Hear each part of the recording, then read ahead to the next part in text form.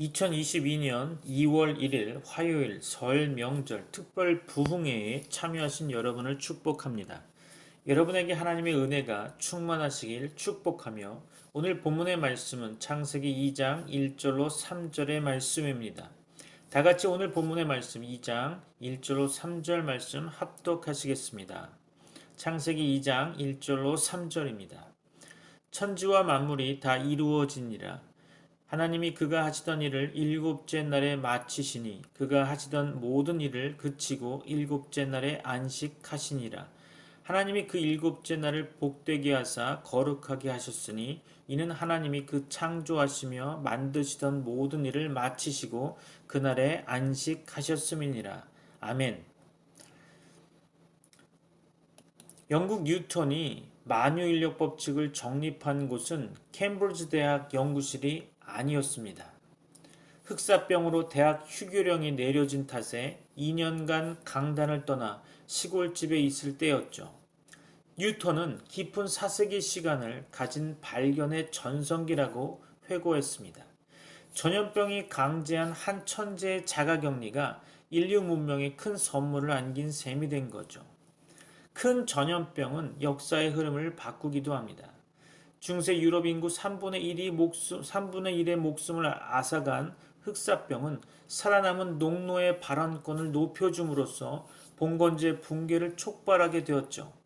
농노 이탈로 도시화가 진행되면서 상업이 발달했고요. 근대 자본주의 토양이 만들어졌음을 우리는 알 수 있습니다. 1920년대 미국에선 스페인 독감 창궐이 산업 발전에 기여했다라고 주장하는 학자들도 있습니다. 노동력 감소를 벌충하려고 설비 투자를 급히 늘린 덕에 미국이 영국을 제치고 글로벌 산업 패권국이 됐다는 거죠. 코로나발 사회적 거리두기가 2년 이상 지속되면서 많은 사람이 자신의 일상을 되돌아보았을 것입니다. 대학생은 강의실 대신 집에서 원격 강의를 듣는 게 나쁘지 않다는 생각과 함께 등록금이 조금 아깝다라는 의문을 품게 되었죠. 재택근무 중인 직장인은 그럭저럭 적응이 된다는 느낌과 더불어 고용 불안에 떨고 있을 것입니다. 또한 신앙인들이 온라인으로 종교와 교파를 넘나들면서 설교 쇼핑을 다닌다는 소식도 들립니다. 노인들도 온라인 배달 음식 주문에 익숙해지고 있는 실정이죠. 한국 사회에선 된장찌개 하나를 여러 사람이 나눠 먹는 풍습은 이젠 끝이란 얘기도 나오고 있습니다. 전통 문화가 사라지고 한국인만이 누렸던 정문화가 사라져가고 있다는 것이겠죠. 아마존과 JP모건 같은 글로벌 기업에선 화상회의의 효용을 재발견하고 직원 출장 금지령 연장을 검토하고 있다고 합니다. 비즈니스 출장 덕에 연 1조 달러의 매출을 올리는 항공과 호텔 업계로선 끔찍한 소식이 아닐 수 없겠죠. 트위터나 소니 같은 기업에선 직원 대다수가 재택근무를 해도 업무가 탈 없이 돌아가는 걸 확인하고 직원 1인당 연간 5천 달러에 이르는 사무실 임차료를 줄이려 노력한다고 합니다. 교육학자는 이번 기회에 교육과 정보기술, IT 기술을 결합한 에듀테크를 광범위하게 도입하자는 제안을 내놓기도 했습니다. 코로나가 끝나고 나면 지구촌은 과거와 달라져 있을 것이란 전망도 많이 나오고 있죠. 기업들이 재택근무 실험에서 얻은 데이터를 기초로 스마트 워크 시스템을 장착하면서 직장인들의 삶은 혁명적으로 바뀌어갈 것이라고 기대하고 있는 것 같습니다.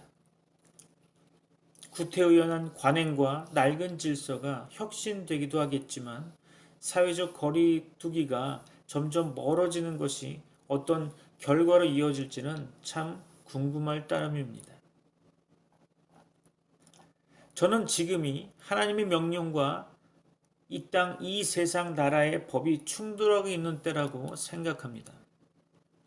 하나님의 명령은 성경에서 이야기하는 대로 바로 예배입니다. 그것은 어느 시대에나 어느 장소에서나 어떤 환경 여건에서나 하나님께서 주신 지고한 명령이며 모든 사람과 특히 구원받은 성도들의 첫 번째 의무일 것입니다. 여기서 예배는 모여서 찬송하고 기도하며 성경을 읽고 설교를 하고 듣는 것을 포함하고 있다고 볼 수 있겠죠.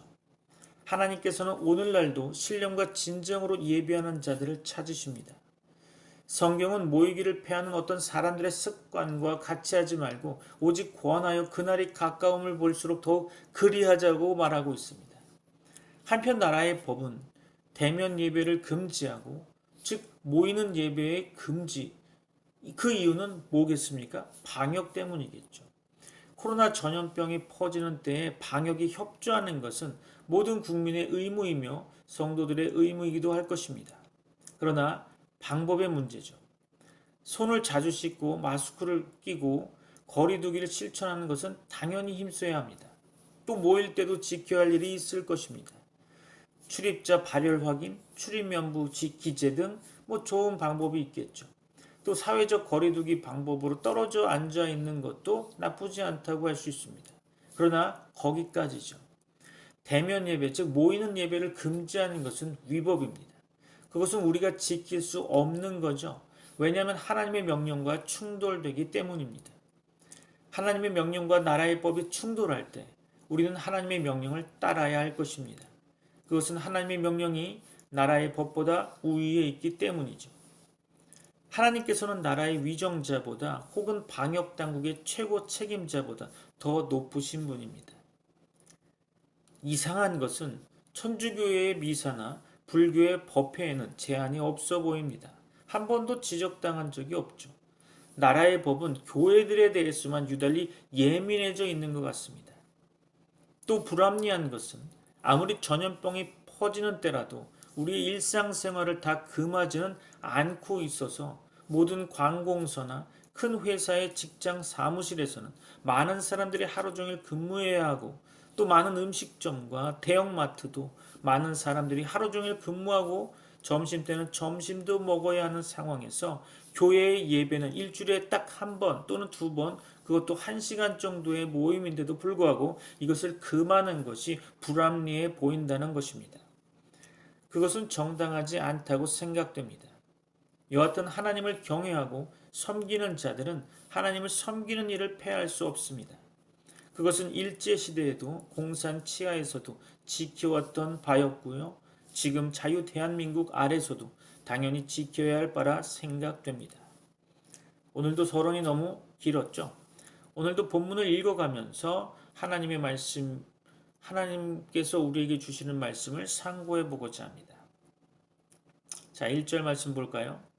천지와 만물이 다 이루어지니라. 만물이라는 원어는 그것들의 모든 것들, 즉 하늘과 땅에 있는 모든 것들이라는 뜻이죠. 하나님께서 천지 만물을 창조하신 일은 6일 동안에 다 이루어졌음을 본문은 말씀하고 있습니다. 2절에서는 하나님이 그가 하시던 일을 일곱째 날에 마치시니 그가 하시던 모든 일을 그치고 일곱째 날에 안식하시니라 라고 증거하고 있습니다. 이것은 하나님께서 하신 창조의 일이 여섯째 날까지 다 이루어졌고 일곱째 날에는 그쳤다는 뜻이겠죠. 천지와 만물, 즉 천지에 속한 모든 것들이 6일 동안 다 창조되었습니다. 이를 믿습니까? 성경은 우리에게 믿음을 요구하고 있습니다. 과학적으로 검증된 것을 믿는 것이 아니라 그것은 사실이라서 그대로 받아들여지는 것이지 믿음의 대상은 아닌 거죠. 2절의 본문은 물질 세계의 모든 것뿐 아니라 영의 세계, 곧 천사의 세계까지도 창조되었음을 뜻한다고 봅니다. 천사들은 영들, 곧 영적 존재들이죠. 천사들도 하나님의 창조물입니다. 시편 103편 20절로 22절 말씀에서는 능력이 있어 여호와의 말씀을 행하며 그의 말씀에 소리를 듣는 여호와의 천사들이여 여호와를 송축하라. 그에게 수정들며 그의 뜻을 행하는 모든 천군이여 여호와를 송축하라. 여호와의 지으심을 받고 그가 다스리시는 모든 곳에 있는 너희여 여호와를 송축하라. 내 영혼아 여호와를 송축하라 라고 증거하고 있죠. 천사들은 창조의 6일 가운데 아마 인간보다 먼저 창조되었을 것입니다. 엄격한 의미에서 창조라는 말은 최초의 천지 만물들에게만 적용되는 것이죠. 그 후에는 사람이나 동식물이나 출산 혹은 번식을 통해 퍼져나가게 되었죠. 출산이나 번식도 하나님의 창조적 능력의 활동이지만 또 그분의 창조 세계 속에서 그의 행하신 기적들을 포함해서 그의 섭리의 모든 일들이 그의 크신 능력으로 이루어지지만 우리는 그것을 창조라고 부르지는 않습니다.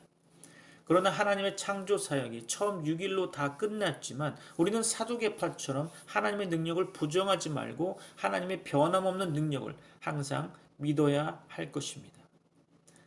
물론 우리는 오늘날 기적이 우리의 현실 속에서 일어난다고 생각하지는 않죠. 그런 기적주의나 은사주의 같은 것을 우리는 경계해야 한다고 오히려 말해야 하겠죠. 개혁교회와 개혁신학은 하나님께서 계시하신 시대에 그런 것들을 주셨으나 이제 계시가 완성된 후에는 신구약 성경 말씀의 교리와 생활 교훈으로 우리를 다스리신다고 우리는 믿어야 할 것입니다. 오늘날 하나님께서 원하시는 것은 기적 체험이 아니고 성경이 가르친 매우 도덕적인 삶, 좋은 인격, 진실하고 선하고 정직한 삶의 태도일 것입니다. 그러나 하나님의 능력을 불신하면 안 되겠죠. 우리가 할 수 없는 일을 하나님은 하십니다. 그 기대감이 바로 우리의 삶의 기적을 체험할 수 있는 원동력이 되는 거죠. 2절 한번 다시 볼까요? 하나님이 그가 하시던 일을 일곱째 날에 마치시니 그가 하시던 모든 일을 그치고 일곱째 날에 안식하시니라. 하나님께서는 일곱째 날에 창조 사역을 그치시고 안식하셨습니다. 그분은 6일 동안 창조의 일을 하셨죠. 일이라고 하는 원어는 노동과 수고라는 뜻이겠죠. 하나님께서 6일 동안 많은 일을 하셨고 일곱째 날에 안식하셨습니다. 안식한다라는 원어는 쉰다라는 뜻이죠. 하나님께서는 6일 동안에 천지 만물을 만드시는 놀라운 많은 일들을 행하셨고 일곱째 날에는 그 일들을 그치고 쉬셨던 것입니다. 유대인 랍비들은 이 부분에 대해 이렇게 한번 질문하고 있습니다. 하나님은 어떻게 일하셨습니까? 그렇다면 하나님의 안식은 결국 무엇을 그치셨다는 것입니까? 자, 우리가 답변을 해야겠죠. 하나님은 결국 말씀으로 천지를 창조하셨고요. 그분의 안식, 다시 말해서 그분의 쉼은 결국 말씀을 그치셨다는 의미가 아닐까요? 그래서 유대인은 안식일날 아무 말도 하지 않는다고 합니다. 우리 기독교인들도 주일날은 하나님만 찬양하고 이웃을 헐뜯는 일은 자제해야 할 것입니다. 하나님의 쉬심은 성경에서 가르치고 있는 사람의 생활 양식의 근간이 되었음을 볼 수 있습니다. 이것은 사람도 6일간 열심히 수고하면서 일하고 일곱째 날에 쉬는 것이 좋다는 것을 암시하고 있는 것이 아닐까 생각해 봅니다. 실상 하나님께서는 휴식이 필요하지 않으시지만 사람은 휴식이 필요합니다. 사람은 하나님이 아니니까요. 그죠? 특히 옛시대의 종들에게는 휴식이 매우 필요했습니다. 가축들도 마찬가지가 아닐까요? 그래서 출애굽기 23장 12절에서는 너는 엿새 동안에 네 일을 하고 일곱째 날에는 쉬라. 네 소와 나귀가 쉴 것이며 네 여종의 자식과 나그네가 숨을 돌리리라 라고 말씀하셨습니다. 또 하나님의 본을 따라 사람들에게 7일을 단위로 하는 생활 양식이 나타났다고 생각됩니다. 우리가 날들을 7일 단위로 나누는 것은 창조 때 하나님의 쉬심에서 비롯되었다고 봅니다. 그래서 노아는 방주에서 비둘기를 내어보낼 때 7일을 기다렸고 또다시 7일을 기다렸던 것입니다. 창세기 8장에 나와 있죠. 또한 야곱은 결혼할 때 7일 간격으로 두 형제를 아내로 얻게 되죠. 창세기 29장의 이야기입니다. 여러분의 생활 패턴도 잘 점검하시기 바랍니다. 여러분에게 하나님의 은혜와 복이 충만하시기를 축복합니다. 마지막으로 3절 말씀 한번 읽어볼까요? 하나님이 그 일곱째 날을 복되게 하사 거룩하게 하셨으니 이는 하나님이 그 창조하시며 만드시던 모든 일을 마치시고 그날에 안식하셨음이니라. 아멘. 하나님께서는 당신이 안식하신 날을 복되게 하셨고 거룩하게 하셨습니다. 구약의 안식일의 기원이 여기에 있는 거죠. 이 일은 사람이 아직 범죄하기 전에 이루어졌던 것입니다. 하나님께서는 처음부터 제7일을 복되게 하셨고 거룩하게 구별하셨음을 볼 수 있습니다. 이와 같이 안식일 계명 자체는 모세의 율법에서 성문화되었지만 안식일은 창조 때부터 암시되었던 것입니다. 그러므로 하나님께서 시내산에서 이스라엘 백성에게 10계명을 그의 친음성으로 주실 때 제4계명 즉 안식일을 기억하여 거룩히 지키라는 말씀을 창세기 2장의 본문 가운데 언급된 일곱째 날의 안식의 근거함을 확인할 수 있을 것입니다. 출애굽기 20장 8절로 11절 말씀은 이렇게 말씀하고 있죠. 안식일을 기억하여 거룩하게 지키라. 엿새 동안은 힘써 내 모든 일을 행할 것이나 일곱째 날은 내 하나님 여호와의 안식일인즉 너나 네 아들이나 네 딸이나 네 남종이나 네 여종이나 네 가축이나 네 문 안에 머무는 객이라도 아무 일도 하지 말라. 이는 엿새 동안에 나 여호와가 하늘과 땅과 바다와 그 가운데 모든 것을 만들고 일곱째 날에 쉬었음이라. 그러므로 나 여호와가 안식일을 복되게 하여 그날을 거룩하게 하였느니라. 아멘. 구약의 안식일은 복된 날이었습니다. 그것은 사람에게 영적으로나 육적으로 유익했다라고 하는 거죠. 그러므로 출애굽기 23장 12절에서는 다시 한번 말씀드리면 너는 엿새 동안에 내 일을 하고 일곱째 날에는 쉬라. 내 소와 나귀가 쉴 것이며 네 여종의 자식과 나그네가 숨을 돌리리라 라고 말씀하고 있습니다. 이사야 58장 13절로 14절에서는 안식일의 유익을 가장 잘 증거하고 있죠. 만일 안식일에 내 발을 금하여 내 성일의 오락을 행하지 아니하고 안식일을 일컬어 즐거운 날이라 여호와의 성일을 존귀한 날이라 하여 이를 존귀하게 여기고 내 길로 행하지 아니하며 내 오락을 구하지 아니하며 사사로운 말을 하지 아니하면 내가 여호와 안에서 즐거움을 얻을 것이라. 내가 너를 땅의 높은 곳에 올리고 내 조상 야곱의 기업으로 기르리라. 여호와의 입의 말씀이니라. 아멘. 안식일은 사람에게 짐이나 부담으로 주신 법이 아니었습니다. 그것은 처음부터 복이었던 거죠. 물론 하루의 구별은 믿음이 없이는 할 수 없는 것입니다. 하나님께서는 심지어 밭 갈 때나 거둘 때에도 쉬라고 명하셨습니다. 그러나 그것을 지킬 때 받는 영적 유익과 육적 유익은 다른 것과 비교할 수 없이 매우 크다고 할 수 있겠죠. 그러므로 예수님께서는 사람이 안식일을 위해 있는 것이 아니고 안식일이 사람을 위해 있는 것이라고 말씀하셨습니다. 안식일은 사람에게 유익하죠. 하나님께서는 또한 이 날을 거룩하게 구별하셨습니다.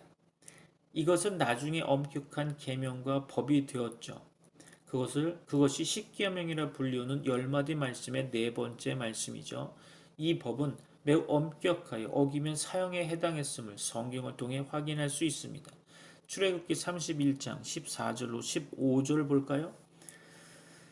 여기 말씀에서 하나님께서는 너희는 안식일을 지킬지니 이는 너희에게 거룩한 날이 됨이니라. 그날을 더럽히는 자는 모두 죽일지며 그날에 일하는 자는 모두 그 백성 중에서 그 생명이 끊어지리라. 엿새 동안은 일할 것이나 일곱째 날은 큰 안식일이니 여호와께 거룩한 것이라. 안식일에 일하는 자는 누구든지 반드시 죽일지니라 라고 기록하고 있습니다. 이것은 엄한 명령이죠. 구약의 안식일은 예수 그리스도 안에서 이루어질 참 안식을 예표하고 있는 것입니다. 예수님께서는 마태복음 11장 28절에서 수고하고 무거운 짐진 자들아 다 내게로 오라 내가 너희를 쉬게 하리라 라고 말씀하셨고요. 또 인자는 안식일의 주인이니라 라고 마태복음 12장 8절에서 말씀하셨습니다. 우리 주와 구주이신 예수 그리스도 안에 죄인들을 위한 참 안식이 있는 것입니다. 사도 바울은 골로새서 2장 16절로 17절 말씀에서 구약의 안식일이 예수 그리스도를 예표한다고 증거하기를 그러므로 먹고 마시는 것과 절기나 초하루나 안식일을 이유로 누구든지 너희를 비판하지 못하게 하라. 이것들은 장래일의 그림자이나 몸은 그리스도의 것이니라 라고 했습니다. 성도에게는 참 안식이 남아 있습니다. 히브리서 기자는 그런즉 안식할 때가 하나님의 백성에게 남아 있도다. 이미 그의 안식에 들어간 자는 하나님이 자기 일을 쉬심과 같이 자기 일을 쉬느니라. 그러므로 우리가 저 안식에 들어가기를 힘쓸지니 이는 누구든지 저 순종치 아니하는 본에 빠지지 않게 하려 함이라 라고 기록하고 있습니다. 이 세상은 수고로운 세상입니다. 참 안식은 장차 천국에서 완전하게 이루어질 것이며 저는 그렇게 믿습니다. 시편 90편 저자 모세는 우리의 연수가 70이요 강건하면 80이라도 그 연수의 자랑은 수고와 슬픔뿐이요 신속히 가니 우리가 날아가나이다 라고 말한 후에 여호와여 돌아오소서 언제까지니까 주의 종들을 긍휼히 여기소서 아침에 주의 인자로 우리를 만족해 하사 우리 평생에 즐겁고 기쁘게 하소서 우리를 곤곡해 하신 날수대로와 우리의 화를 당한 연수대로 기쁘게 하소서라고 기도하였는데요. 하나님께서 주시는 천국에서의 안식이 그 기도에 대한 하나님의 응답일 것입니다. 신약을 사는 성도들은 예수 그리스도 안에서 죄사함으로 인한 마음의 평안을 상당히 누리고 있지만 장차 천국에서 충만한 평안과 기쁨을 누리게 될 것입니다. 말씀을 마무리하려고 합니다. 오늘 말씀을 정리해 볼까요? 첫째로 하나님께서 태초에 천지 만물을 창조하신 일은 그쳤지만 우리는 하나님의 창조적 능력이 역사상 항상 있어 왔고 지금도 계속되고 있음을 기억해야 할 것입니다. 하나님의 눈은 온 세상을 두루 감찰하시며 전심으로 자기에게 향하는 자들을 위해 능력을 베푸신다고 성경은 역대하 16장에서 말씀하고 있습니다. 영원하신 하나님 여호와 땅끝까지 창조하신 자는 피곤치 아니하시며 곤비치 아니하시며 명철이 한이 없으시며 피곤한 자들에게는 능력을 주시며 무능한 자들에게는 힘을 더하심으로 하나님을 앙망하는 자는 새 힘을 얻게 되는 거죠. 우리는 우리에게 능력 주시는 그리스도 안에서 모든 것을 할 수 있습니다. 우리는 하나님의 능력을 항상 사모하며 의지하고 환난과 고난과 핍박을 이겨내야 할 것입니다. 둘째로 죄인인 우리 인간들에게 참 안식은 오직 주 예수 그리스도 안에 있음을 기억해야 할 것입니다. 주께서는 수고하고 무거운 짐진 자들아 다 내게로 오라 내가 너희를 쉬게 하리라 라고 말씀하셨고요. 평안을 너희에게 끼치노니 곧 나의 평안을 너희에게 주노라. 내가 너희에게 주는 것은 세상이 주는 것 같지 아니하니라. 너희는 마음에 근심도 말고 두려워하지도 말라고 말씀하셨습니다. 사도 바울은 교인들에게 평강의 주께서 친히 때마다 일마다 너희에게 평강을 주시길 원하노라 라고 축복하였죠. 참 안식은 오직 예수 그리스도 안에 있는 것입니다. 우리는 예수 그리스도 안에 있는 참 안식과 참 평안을 항상 누려야 할 것입니다. 셋째로 우리는 천국에서 완전한 안식을 누릴 것을 기대하면서 이 땅에서 주의를 자원함으로 지켜야 할 것입니다. 우리는 주의를 그리스도인의 안식일로 지킴으로써 육신의 휴식과 더불어 하나님께 예배하는 일과 성도들 간의 아름다운 교제와 자신의 영적 성장을 이루는 일을 힘써야 할 것입니다. 히브리서는 교훈하기를 서로 돌아보아 사랑과 선행을 격려하며 모이기를 피하는 어떤 사람들의 습관과 같이 하지 말고 오직 권하여 그날이 가까움을 볼수록 더 그리하자라고 하였습니다. 우리는 주일을 그리스도의 안식일 곧 복된 날로 자원함으로 지켜야 할 것입니다. 여러분에게 하나님의 은혜와 복이 가득하시기를 축원합니다. 다 같이 기도하겠습니다. 이제는 우리 주 예수 그리스도의 은혜와 하나님의 사랑과 성령님의 교통하심이 주일을 거룩하게 지키는 이 세상 모든 주의 백성들에게 이제부터 영원까지 함께 있을지어다. 아멘. May the grace of the Lord Jesus Christ and the love of God and the fellowship of the Holy Spirit be with you all. Amen.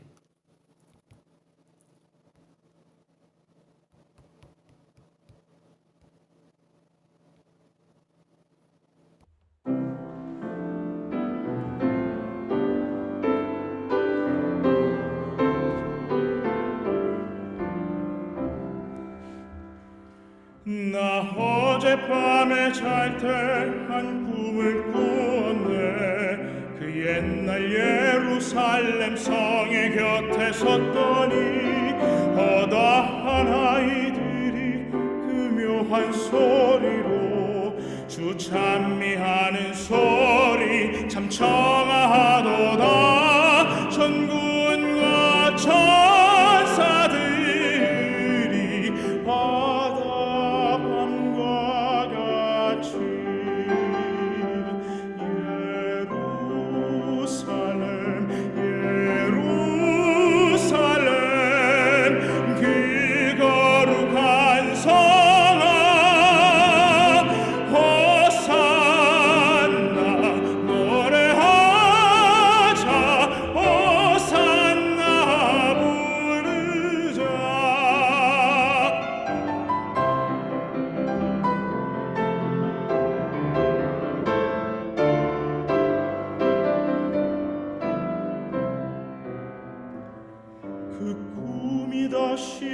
뻔하여 그 길은 고요고 호산나 찬미 소리 들리지 않는다. 햇빛은 아주 어둡고 그 광경 참담해. 이는 십자가에 달리신 그때의 일이라. 이는 십자가에 달리신 그때의 일이라. 예루살렘 예루살렘 그 거룩한 성아 호산나 노래하자. 호산나 부르자.